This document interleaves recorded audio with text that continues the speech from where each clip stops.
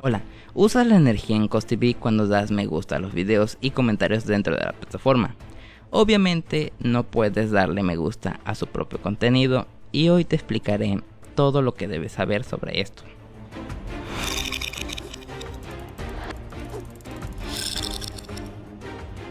En un día puedes dar alrededor de 30 me gusta, equivaliendo un me gusta al 3.3% de la barra de energía.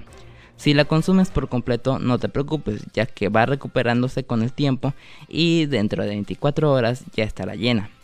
Al registrarse, nuestra energía tiene un valor mínimo, por así decirlo, pero podemos aumentar su valor para recibir más dinero. ¿Y cómo hacemos esto? El valor de la energía está positivamente vinculada con la cantidad de BEST que tenga en su cuenta. Para aumentar el valor de la energía solo tenemos que convertir los COS que tengamos a BEST.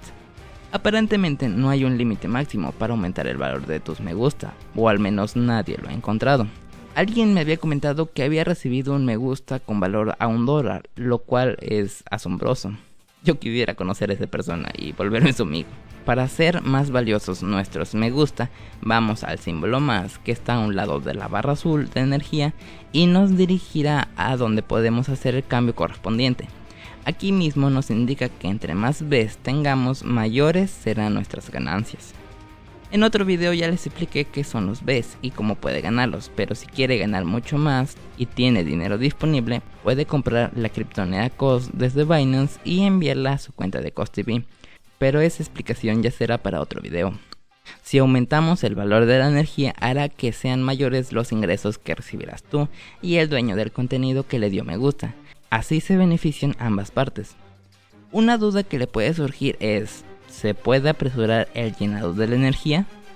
La respuesta es un decepcionante no.